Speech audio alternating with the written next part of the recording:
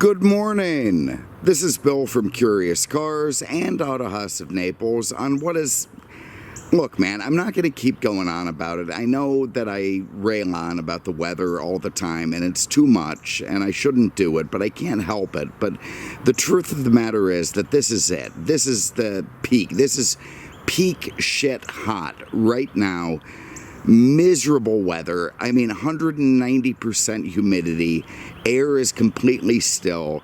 If it wasn't for the coronavirus whiskey, I would be somewhere else. I would have escaped. I mean, Peter has escaped. You can tell that by the state of the grass. Because when Peter leaves, he leaves his son in charge of cutting the grass, who, will not cut the grass if Peter's not around. So it's an absolute jungle around here. And that's probably locking in more of the humidity. And, as it goes... The whiskey helps, but it just doesn't help that much. I mean, I know it's hot elsewhere. I read somewhere that it was, massive records being set in the UK for temperature and all that, and that's fine. But I'm here, and it's miserable, and I hate it. And all the smart people have gotten the hell out of town. Peter's off in Norway somewhere motorcycling around. I guarantee the weather isn't like that there. Penelope even has escaped. She's gone off somewhere up north.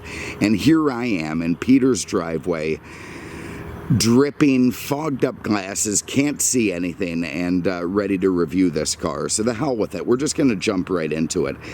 This is a 1990 Porsche 911. Oh, there we go. I'm already off to a great start. It's a 911. Look at it. It's an ass-engine slot car. This is a 1990 Porsche 944 S2 Cabriolet, and it's a little bit of a rare beast. If I could sort of get my shit together, I'll try. Okay, look, a grand total of like 164,000 944s were made. During that era, they were by far the most popular and successful Porsche production models ever made, despite getting, a certain degree of derision from Porsche purists. They sold like absolute hotcakes, and there was a good reason for that. They were made between 1982 and 1991. They were, again, the most successful car at that time. Now, that said, only 2,400, roughly, 2,402, actually, 944 STs were STs. Oh, my God. 944 S2 Cabriolets were imported in the United States between 89, which there were like 5 of them. I mean, 89 model year was really special, and 91 when they were discontinued. After that, it became the 968, which is another story altogether. But only 2,400 of these things were made, so they're extremely rare. There's a reason for that, beyond low demand. It really didn't have to be that way. This car perfectly embodies, it encapsulates the problems that Porsche faced during this era. It's a terrific example of it. They were building extremely high quality vehicles. They really were incredibly high quality, but they were using production methods that they were just overly complicated and not very profitable. For instance, I'll give you this. These cabriolets, of which there weren't many built, began life as coupes. They started out, it was a white painted coupe ready for the assembly line. They were yanked from that line and sent to ASC, American Sunroof Corporation, who had won the contract to build these cars. It took a long time. I mean, this car came out in, 81? It wasn't until the 89, not even really. So 90 was the true first year in terms of, proper production. So it took 9 years for Porsche to come up with a cabriolet version of the 944. They hired ASC to do it. They yanked the cars off the Porsche assembly line, sent them over to ASC, and then ASC started... Okay, here's what they did. So they chopped the roof off the coupe, gone. They welded in a second body pan, a second floor pan on the car, absolutely, stiffened it up. A bunch of other little assorted stiffeners all around the car.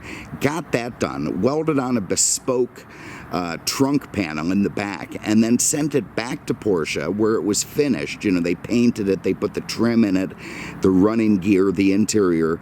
Then again, it went back to ASC to have the mechanical, power top fitted and all the mechanism involved. All in all, that added about $7,000 to the cost of building this car, which put this car up near 50 grand as a sticker price in 1990 dollars. To put that in perspective, that's about $108,000 today. So there you go. I mean, the 944 was designed to be not quite an entry-level Porsche, more of a mid-level.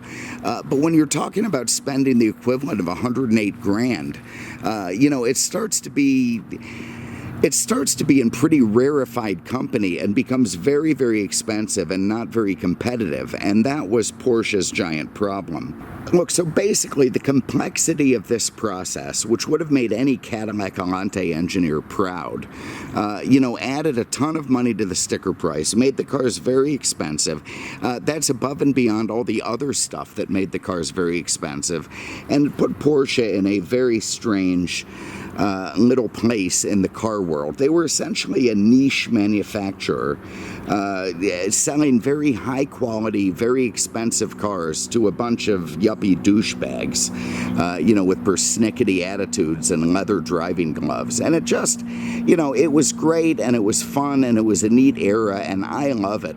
But it obviously could not continue that way or Porsche just would cease to exist, particularly that they were building, air-cooled cars 20 years after everyone decided air-cooled cars didn't make any sense. So it was just one of those things. So Porsche, a couple of years after this car was made, went to Toyota. They got some consultants from Toyota, and they sat down and they said, look, how can we make our cars cheaper and more profitable? And they came up with a way. And not too many years later, out came the Boxster, out came the water-cooled 996. They sold even better than the 944 ever did. A couple of years after that, the Cayenne came out. And that was almost the completion of Porsche's total sellout. The way they became sort of a modern car company, not much different from any other car company. And of course, their profits now are through the roof. They make a ton of money. They have like an $18,000 profit margin per car. It's the envy of the industry. But they aren't quite the same interesting, unique, sort of one-off niche cars that they used to be from this era. And I really do miss that. It just was a thing that couldn't continue. And that's why I loved 944s. They're the product of a bygone era when cars still had tremendous individual identity. They had their own look. They had their own appeal. German cars still felt like German cars, from details like the, incredibly unique switchgear with indecipherable hieroglyphics to the solid thud of the door when closing. I mean, listen to this thing on this car. This is just not the way that German cars sound today. And even when you close it slow, it just closes nice and just sort of sucks the door in. And it's just sort of, it's a lost art. It's a lost art.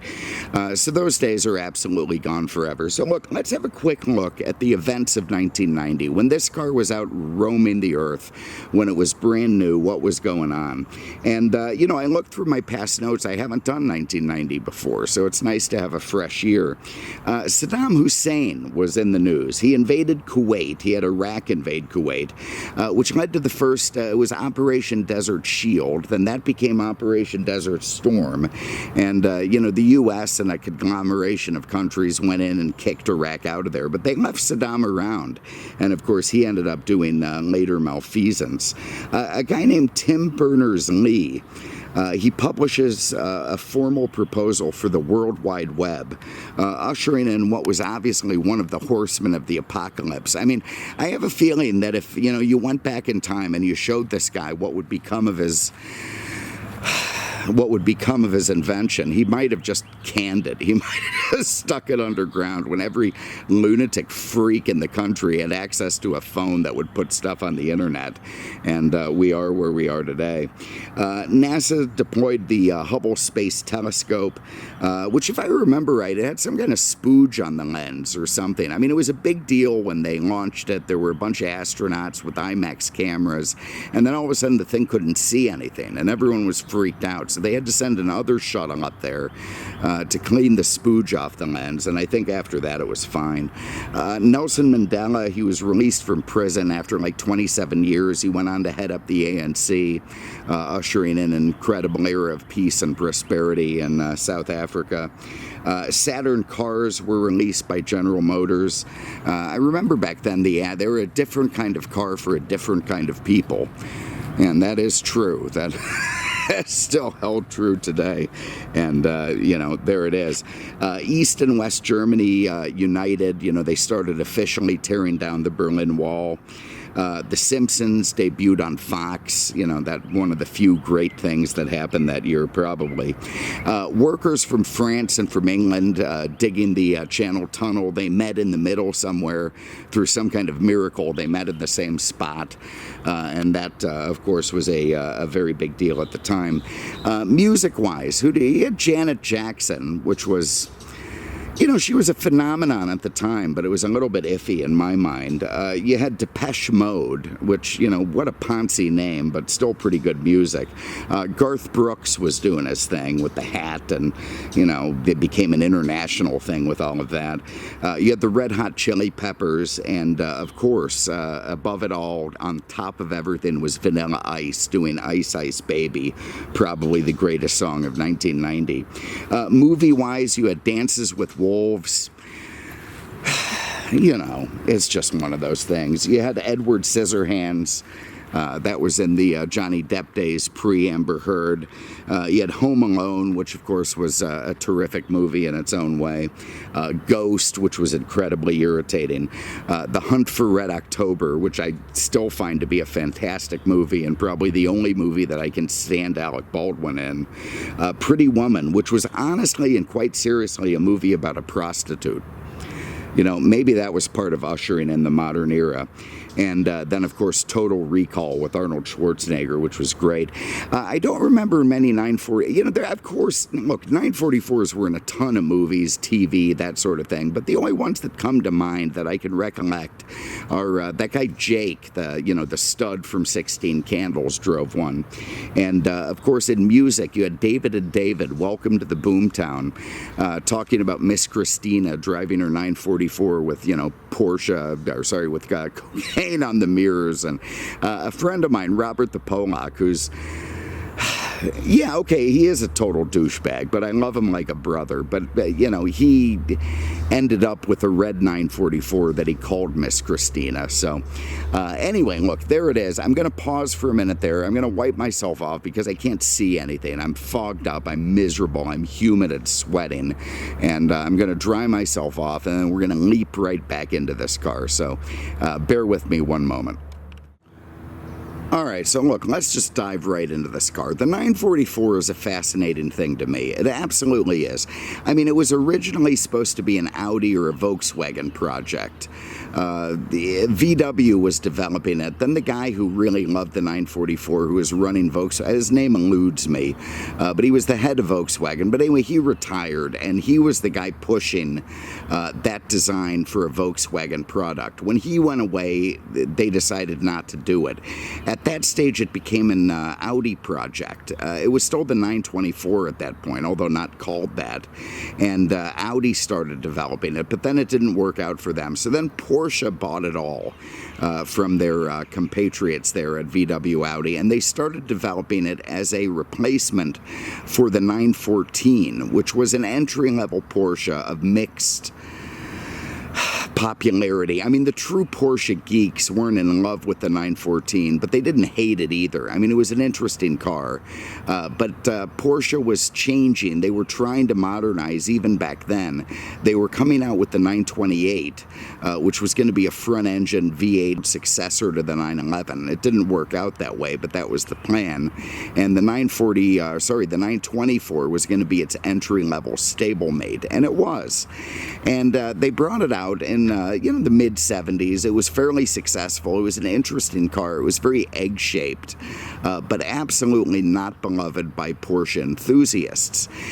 They continued to develop it. The big reason the 924 was, one of the reasons it was disliked, was it had an Audi engine, a 2-liter, which we'll get into when we pop the hood on this thing. But that said, it was an interesting car, but Porsche continued to develop it, as they do, and they made a 924 Turbo GT race car to run at Le Mans, which added these boxed fenders. And I think that was the key moment in 924, 944 history, when it became a very viable car. That car raced at Le Mans to tremendous success. It finished first in class, like 7th overall, and was considered to be a pretty great car. Porsche took that design with the 80s was kind of a boxed fender time. If you're probably the most popular is the BMW M3, the E30 of the time. There was also the Audi Quattro had fenders like that. But then the 944 almost defined them to the point that they became something that people didn't get excited about anymore. But the car did look great. And it came out in the early 80s, the 944 with the wide fenders, which, was more than just a look. It let them put big wheels and tires underneath it, and just absolutely looked tremendous going down the road. And it became an absolute yuppie sensation. It really, really did. And we could get into the history of Porsche and, Hitler's favorite engineer and that sort of thing, but we won't. We're going to skip ahead and go to this car, because why the hell not? We'll have other Porsches coming up soon. So in 1990, they redeveloped the 944. They came up with the second release they called the S2, and it was instantly a pretty big hit, even if, again, it was expensive to buy and didn't sell in huge numbers. It used the front bumper, the integrated front bumper from the earlier 944 Turbo, which is called the 951 in Porsche speak, which, was a better look than the big rubber bumpered 5-mile-an-hour things on the earlier 944s. It had the widest turn signals that had ever been made. It had integrated running lights and driving lights and fog lights up front. It still had the pop-up headlights, which looked terrific. That flows into these big boxed fenders. You see it has these 16 ventilar, I'm sure I'm saying that wrong, emblems there on the front fender. That shows it has a 16-valve engine. The door is sort of sucked in around the boxed fenders, which looks cool. Going back out, this one being, look at these ants. Look at these red ants, which I'm about to walk in. These things that skeletonized me in about 2 seconds, so let me walk around those. These are called Design 90 wheels. I think they look great. They're a good look on the car. Dalton.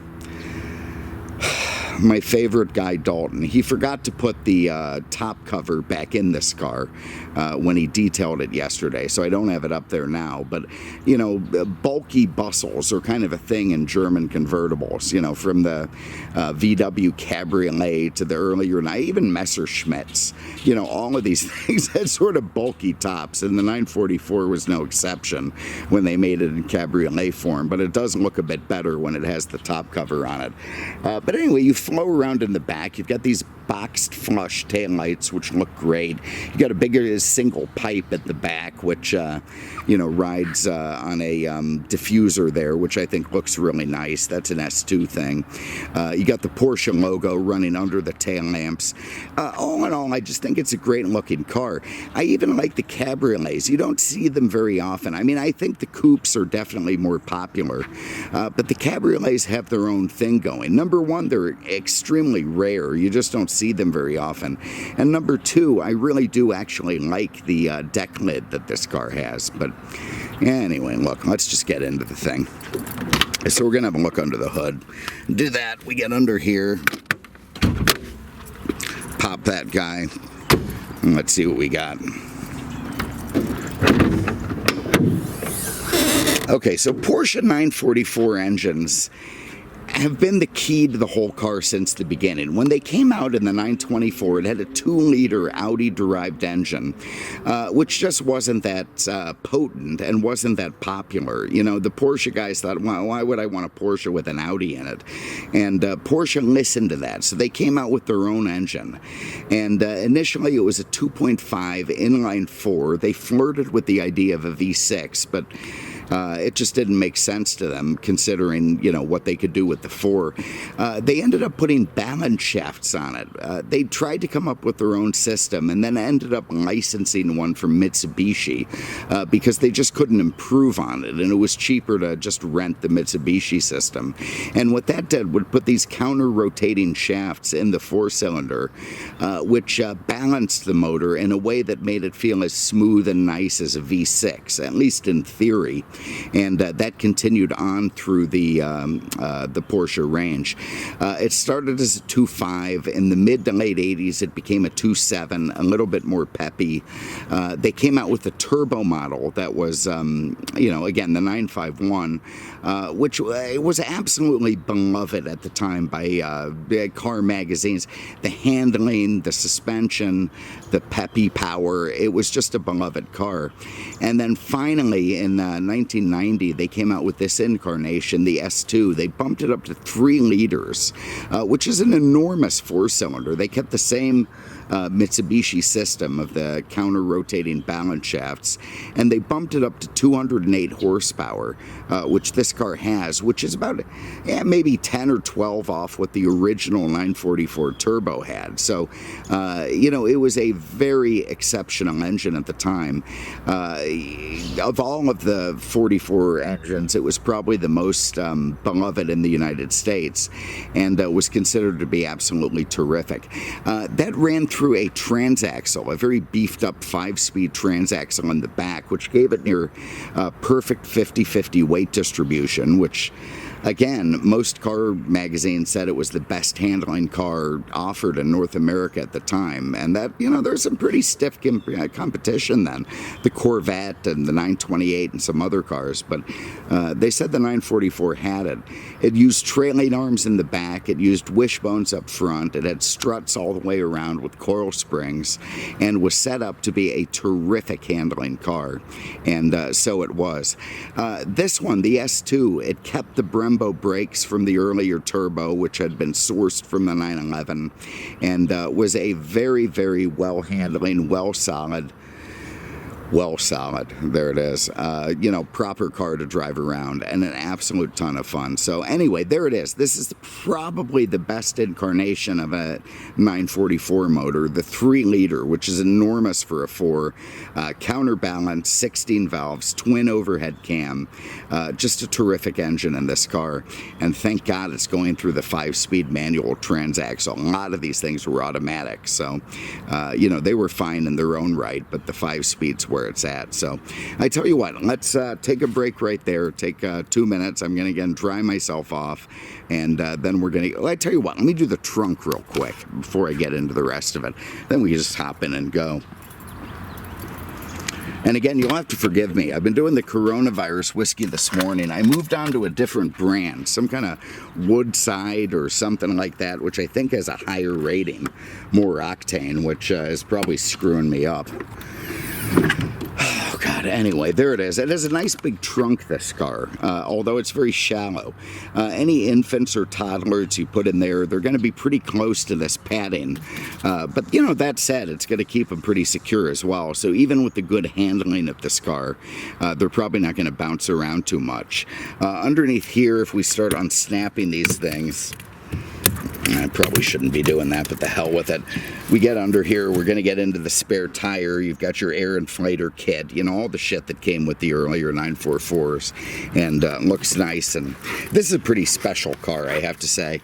You know, 944s could be kind of a bargain, but this one's going to be kind of expensive because it's low miles, one owner, and well kept.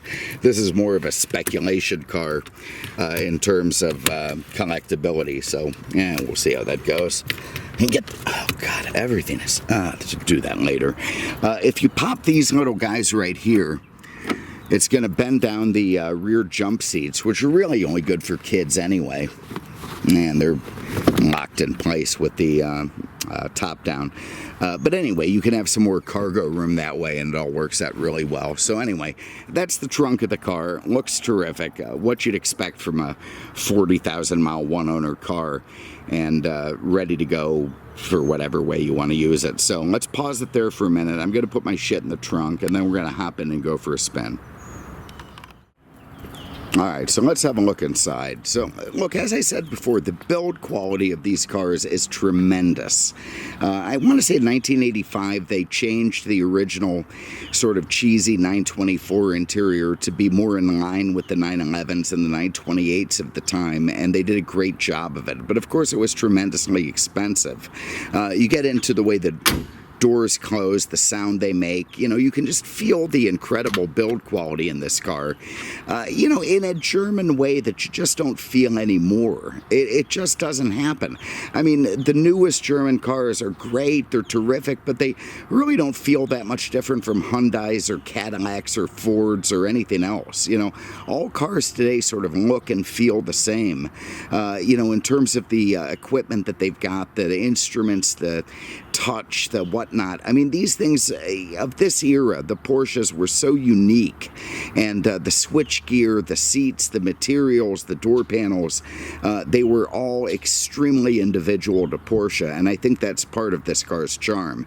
You can see the door panel is in tremendous condition. I mean, this is a bit of a unicorn, this thing. 40,000 miles, documentably one owner, you know, garage since new. It's just a nice one to have, and it's going to be expensive. You get into some of the older versions of the 944, you can kind of still get a bargain, although they've been going up. But, you know, again, the switch gear, completely unique to the car. The mirror switch, even the little speaker grill. You've got this ridiculous little map pocket here, which would fit nothing. I don't think there's any Walther, and maybe you could squeeze a PPK in there, but who knows? I mean, it is just a very weak map pocket, although you have something a little bit better under this door. In the back, your Canadians, they're going to be pretty friggin' miserable. I mean, there's just no way around it. They've got decent foot room, all things considered, but for the most part, this is just much better suited to kids or, you know, toddlers, that sort of thing. Even if you can stand to bring them with you, they're there. There with the top back, you can see the little tool that's used. Oh God, let me pull that out. Oh, it's too far away. There it is. To unlatch the front. That was, you know, it happens quick. It's nice enough, and it works fine. One thing that really screwed our mechanics up is the top only works in the first position in this car, the key, the accessory position, not what they were expecting. You put it to ignition, it won't work, and I'm sure that's some early German safety feature. It did have twin airbags in 1990, which was nice because it let you have normal seat belts instead of the ones that track around the which of course wouldn't work in a convertible anyway, but you did have two airbags, and of course the seats are very 911-ish, very leathery, very nice, very proper, a mixture of power and mechanical, and you can put them in just about any position you want. So alright, let's hop in and see how it goes. I'm gonna put this in there. I love the sound of the door closing. So this is the upgraded 944 instrument cluster. You know, very, very 80s Porsche. Very easy to read. 165 mile an hour speedo. 6,500 red line, roughly, a little under that. You got your temp gauge, your fuel gauge, your oil pressure, and your volt gauge, all you need. The switch gear is fantastic. I mean, this is true German, you know, fucked up shit. I mean, you've got, like, this is absolutely indecipherable. I mean, don't try this at home. I'm going to do this because I know German cars for a long time. But basically, you've got an up and a down arrow with a sort of swooping, what the hell does this even mean? Well, what it means is if I run these all the way to the left, I'm only going to get the dash vents, which is what I want with this heat and air conditioning. If I run this over to this side, it's going to give me up and down. It's going to give me the top of the dash and the floorboard. And, you know, It's just great stuff, and they don't do it anymore. You got your recirc there on the AC, you got your defrost, you've got your AC on, you've got a little clock over here, your hazard switch. This is a lighter, I'm pretty sure. Yeah, it hasn't been used, so not surprised. This is an airbag. If I pop open the glove box, you got a big thing of airbag information, and this is all very interesting stuff. You've got your manuals, you've got your dealer directories, your maintenance books, your radio card. One thing that's nice, I like this. Here's a 2022 insurance card for a Mr. Roth. And that does match the original. No, that's not going to be in this. It's going to be, jeez, please. Go over here, the warranty and maintenance. If you get over to this, and there's the Blaupunkt manual. We're going to find this over here. It'll take a minute. He didn't really fill any of this stuff out, but here's the original delivery stuff on it, and you can see the name matches from 1991. So a true one-owner car. He's got the serial number, the radio code, you know, all very nice and cool, and nice to see the original book set with the car. Put that back in, and you know, just everything simple and German and Teutonic and lovely. Horns don't work unless the ignition's on, so let's fire that up and we can hear the horns. So it fires up very traditionally. You put your key in here. I don't think you need to clutch in this car. Let's see, the clutch is off. We're in neutral. We got the e-brake. Yeah, fires up without the clutch in, so that's kind of a neat. I mean, you have to have the car at accessory with the e-brake on to run the top, but you can start it in first gear. That's kind of interesting. We got horns now, I bet. Yeah, nice German horn.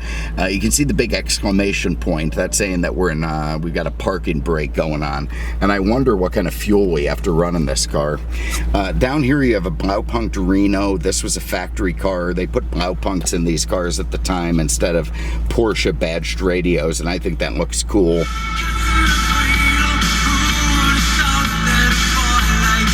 Yeah, the guy is even a perfect song for this car. I want to say that was 88 or 89. We got our top tools down there. There's the power top switch. There's the mirror left to right. This is interesting. So to adjust the right mirror, I'm here. Adjust the left mirror, I'm here. But then you have to go over to that switch. So it's quite a lot of wire between them. Your door lock switch, a nice little short throw shifter. You got an ashtray here, which obviously hasn't been used. And then I love this. This is, I'm going to leave this in the car because I think that's great. It really shows who owned it and how they owned it. So what do we got? We've got basically a whole pile of 60s rock and roll cassettes, and they can just stay with the car. Rock and roll era, 54. Oh man, this guy was old. 58, I love it. So anyway, that's all there, all the cassettes in there. Let's get the e-brake off. That's over here on this side. Down it goes. I guess I'll put my, oh God, seatbelt on, because why not? And we're good. What do we got? We got any mirrors in here? No, no cocaine mirrors at all, which is very unacceptable for an 80s car. But I am glad this thing is a stick. So 208 horsepower, 16 valve. One thing they said about this engine, this 3-liter, is it was very close to what the turbo had, while at the same time giving you power all the way through the rev band, whereas the turbo had some lag to it. And that, you know, in many circles makes this the most desirable of the 944 engines. I mean, the turbos of this era, the 90-91, had more horsepower, but they did have some lag to them. But what a nice driver, man. Let's do this.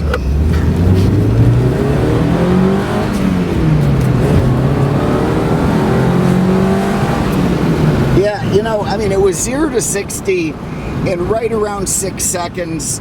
By today's standards, it's not really fast, but by the standards of 1990, it was pretty damn good. Certainly good enough. And man, today, what a nice driver. I mean, if you don't need to set any land speed records, you just want something comfy to drive around, this thing really fits the bill. On the highway, it's smooth, it's got enough pep. You know, and man, they are reliable. I have seen 944s with 250,000 miles on the original build. All you have to do is keep them maintained. And they're simple enough, honestly, that a home mechanic can do, you know, 90% of the maintenance on them.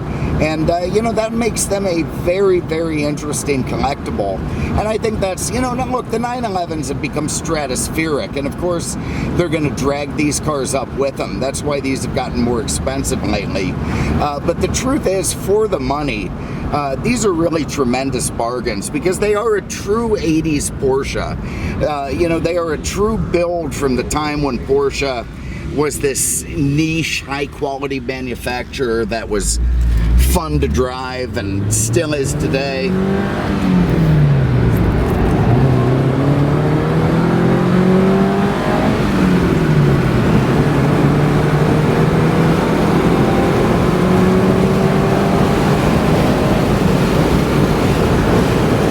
Love it. Absolutely love it.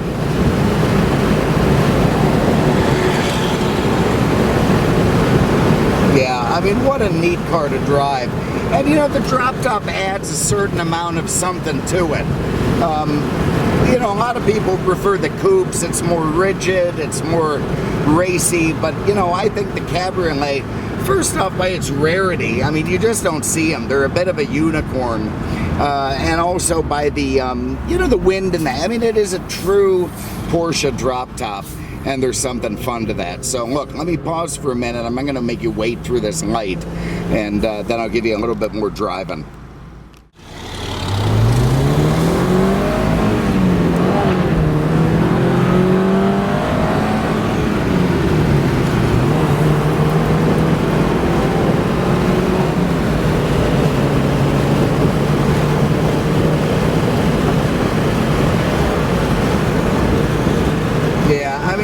Absolute blast to drive. Now look, this is a one-owner car, 41,000 miles, one of the very rare cabriolets. It's not going to be cheap, nor should it be. I mean, if you're speculating on a collector car, you know, this is probably one of the. There just aren't that many of these things out there.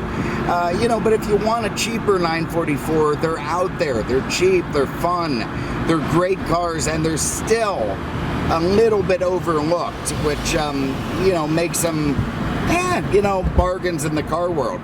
You get a coupe Teutonic, you know, 5-speed, rear drive, neat car for not too much money. So I just think 944s are fantastic and they're a lot of fun.